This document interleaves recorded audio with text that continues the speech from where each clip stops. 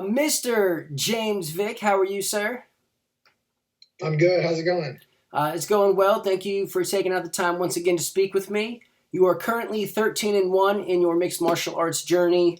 You've won four straight now, and you're currently ranked number 10 in the entire world at 155 pounds. Set to take on Justin Gaethje, who's ranked number 7 at UFC Fight Night 135 in Lincoln, Nebraska. How are things? Things are good, really good. I know everyone says this before every fight, and they come out of the woodwork saying they have a bunch of injuries. I'm healthy. I mean, I am really healthy. I'm shocked at how healthy I am, to be honest with you. Um, I, when I was supposed to fight Paul Felder, I had a little injury leading up to that. And then when I got this Gaethje fight, I I mean, I knew about the Gaethje fight about 2 weeks before I was supposed to fight Paul Felder, so that was still 10 and a half, almost 11 weeks out from this fight. And the last couple of weeks of that camp before I was supposed to fight Felder, I was a little injured, but I would nurse those injuries as best I could, trained around them, and they healed on their own. And, with proper time. And then once I found out about the Gaethje fight, I went home for a couple weeks, and I didn't really chill. I went home and I did train, but it wasn't quite as intense as when I was up here at camp. But I'm healthy, man. I'm so healthy. I can't even believe how healthy I am. I feel amazing right now. I'm very happy about it. Awesome. That's definitely a blessing for sure, especially in this sport. So the last time we saw you in the octagon, you picked up a unanimous decision over Francisco Trinaldo. You dropped him in the first round with your hands, and then you did a pretty sound job of keeping him at range with your kicks and your footwork. How'd you feel out there? I mean, it seemed like a pretty solid performance, but what was your takeaways? I felt good. I mean, it was. I got a lot of criticism after the fight for moving and stuff. I mean, I dislocated one of my fingers in the last round, like 5 seconds into the end of the round. So yeah, the pinky, right? It was the pinky.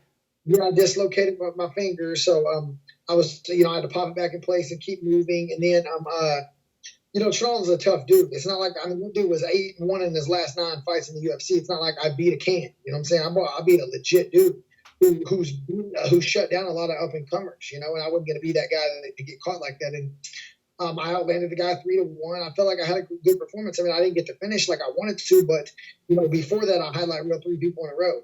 So it ain't always going to happen like that when you're fighting the best fighters in the world. Yeah, absolutely. Well, how is the finger? Is it all healed up, ready to go? Oh yeah, it was good. A month after that, it was back to 4 or 5 weeks after this, back to 100%. It was good. Did it affect your shot any when you were hunting? No. Other hand, I shoot left-handed actually, so I was good to go. Oh really? Are you naturally left-handed or? It's weird. I don't know. I guess what do they call that? Ambidextrous. Yeah, ambidextrous. I guess because I write with my right hand. I shoot a basketball with my right hand. I play pool left-handed. I shoot a gun left-handed. So I don't know. I would say more activities than not. I do right-handed, but I do a lot of stuff left-handed. I play pool left-handed. I shoot a gun left-handed. I shoot a bow left-handed as well. Okay, that's interesting. I think something with the eyesight on this side or something, maybe. I don't know. Okay. Now, I was speaking with Chad Mendez not too long ago, and your name came up. We were talking about his fins and feathers adventures. He's got this celebrity hunting thing going on. What's your involvement with that? He was working on getting me out there, maybe on a couple of his things, but we haven't really went into details about anything yet. But I mean, I would love to go out there and go hunt with him and be one of his guys out there. I mean, I love it. I mean, I mostly only did my hunting and fishing and stuff like that in Texas mostly. So it's always great to go to other states. I mean, I hunted in Australia when I fought there.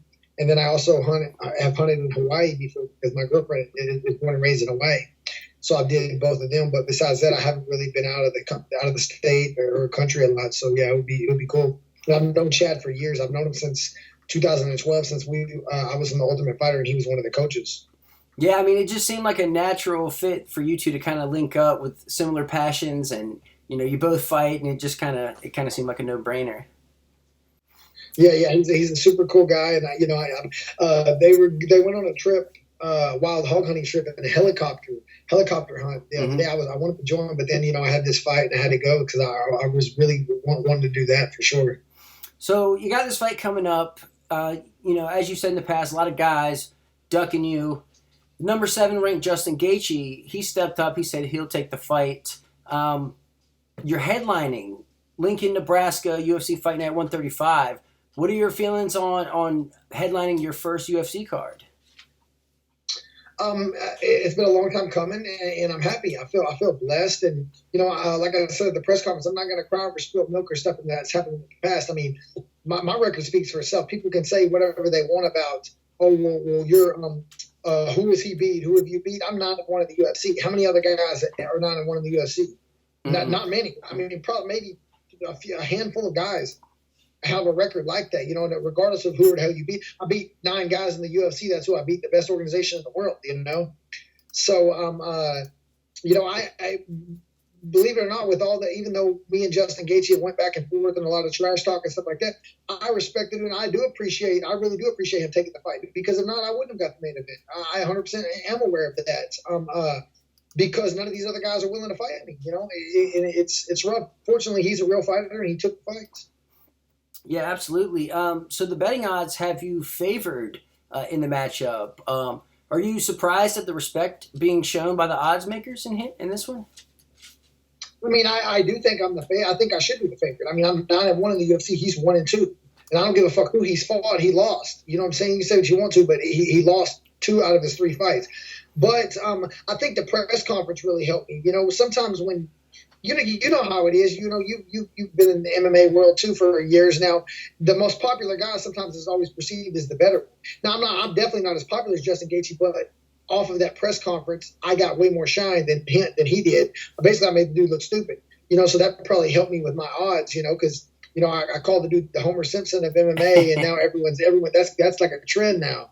So everyone's catching on. So that probably helped him, which is not too great for me, because I would prefer to be the underdog, because I'm a gambler. I've always bet on fights, so I'm going to bet on myself. So I'm hoping those odds get closer, so I can maybe get even odds, or somewhere around there, and then I can bet as much money and win more. I dig it. I definitely dig it. So Gaethje, he's known for his overhand right. He's known for brawling, and he's known for his leg kicks. Those are his primary weapons that he hurts people with. Are you doing anything special in training camp to kind of prepare for those kind of things? I mean, I'm aware of what he does. I'm not in my mind, I'm not fighting him. He's fighting me. So I don't really give a fuck what he does. Now I'm not gonna. Now that being said, I'm not an idiot. I'm not one of those guys that's saying, "Oh, I'm just gonna go out there and take the leg kicks and throw." No, hell yeah, I'm gonna check his leg kicks, and I'm gonna dress him. I've been to Holland. I lived in Holland for over a month, and I trained with Dutch kickboxers, world class Dutch kickboxers before. I know how to deal with low kicks. I'm not, I've never been just fucked up with low kicks by anybody, even though everyone seems to think that strategy is gonna work on me. Yeah. First of all, I move. I move, and I'm not going to stand in front of the guy like an idiot. But also, I do know how to check low kicks. I know how to block them. I know how to return them. So I'm going to kick him back in his leg. If he thinks he's not going to get kicked back in his leg, especially if he stands there and is a stationary target, I'll finish my combinations with a leg kick just like he does. I don't have to fight like that, but best believe I can beat him in a Dutch kickboxing battle any day of the week. In my mind, 100%. I can fight that way, and because I'm not going to be taking as many punches as him. First of all, I have a 6-inch reach, and my movement is way better. I can just glance and just get right out of the way, and stay in the pocket, but make him miss by a couple of inches and really make him pay. So yeah, I'm not. I mean, I've addressed his qualities that he's good at. Obviously, I've addressed them, but I've still did the stuff I always do as well in my camp. Okay, now. So Gaethje, and he was a collegiate wrestler, got into MMA, kind of just became predominantly a striker, doesn't really use his wrestling that much. What do you think the chances are that he starts shooting in on you? I don't know. I hope he does. I really hope he does, because the dude has no gas tank, and he's publicly admitted this. This isn't my words. This is his. That he don't wrestle in MMA because it gasses you out. And he's right. Offensive wrestling is the most tiring part of MMA. And I don't understand what his end game would be for him trying to take me down. The dude he's not going to damage me or hurt me on the ground. I've never really been hurt on the ground like that, by anybody really. and I'm going to get up in 10 seconds, or I'm going to catch his neck and submit him. So uh, and that's if he continuously tries to wrestle me, then he may get one or two takedowns at the most, and then the rest of them I'm going to stuff anyway. If I don't just stuff them all to begin with. But yeah, the dude. If he got me down, the guy can't even pass my guard. You know what I'm saying? He's not going to be able to do shit to me. And as soon as I get my back to that cage, I'm going to get up. So I just don't really think it would be wise for him to try to wrestle, because I don't really know what the end game is. He can't hurt me on the ground. Was he going to try to lay on me for 3 rounds or 5 rounds or whatever? Which isn't going to happen either. So yeah, I think that'd be a dumb strategy. But yeah, I hope he does. Okay, well, I mean, how do you see it playing out exactly? You're pretty good about predicting your own fights. How do you see this panning out? Oh, I think he's going to get knocked out 100%. I think he's going to get finished, just because I could move around Justin Gaethje for 5 rounds and win a decision 100%. But the thing is he's not the guy that's going to stay on the outside.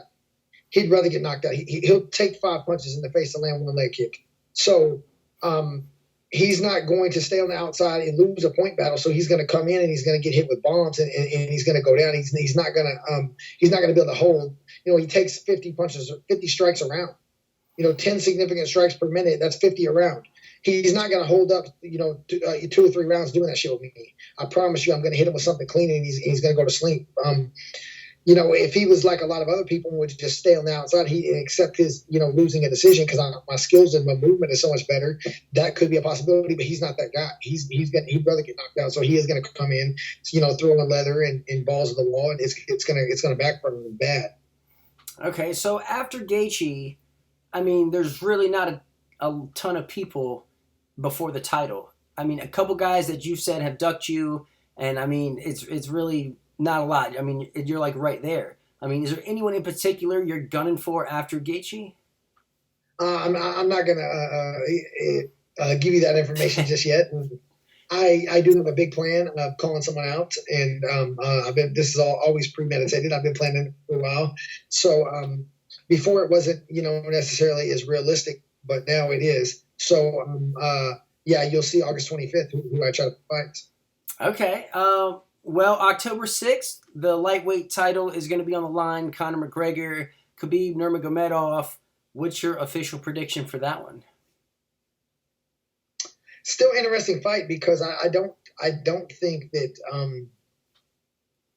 a lot of people think Conor's going to get killed. I still think he has a great chance. I do think he has a good chance to win this fight. He's a big puncher. He's a southpaw. He has really good defense. He moves well. He doesn't have to be stationary. He is more of a pressure fighter. That might cost him if you don't land that big shot.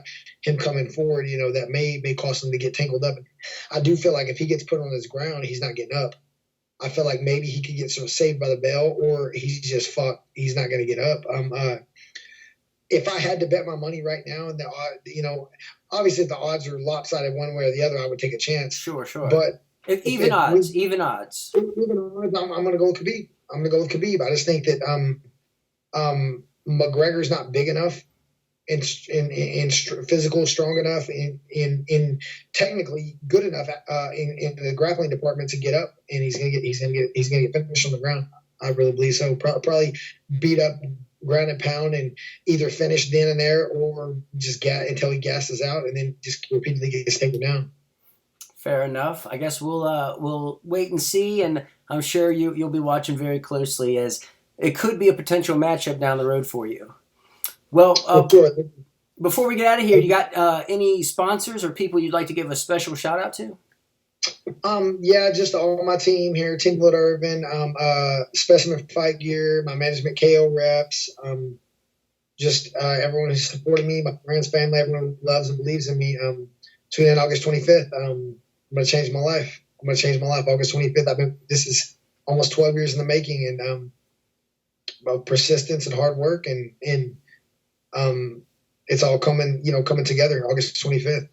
Awesome. Well, Mr. James Vick, thank you so much for taking out the time to speak with me. Justin Gaethje, in your crosshairs, UFC Fight Night, Lincoln, August 25th. Best of luck to you, sir. Yes, sir. Thank you. I appreciate it. Yes, sir. Have a good one. So there you have it. The number 10 ranked UFC lightweight, James Vick, headed into UFC Fight Night 135 in Lincoln, Nebraska to take on Justin Gaethje. Go check that out. In the meantime, you can read me over at bloodyelbow.com. You can follow me on Twitter at @Mercado. If you like this video, go ahead and hit that thumbs up down below. It helps me out a bunch. Subscribe to my channel, and go be a good person.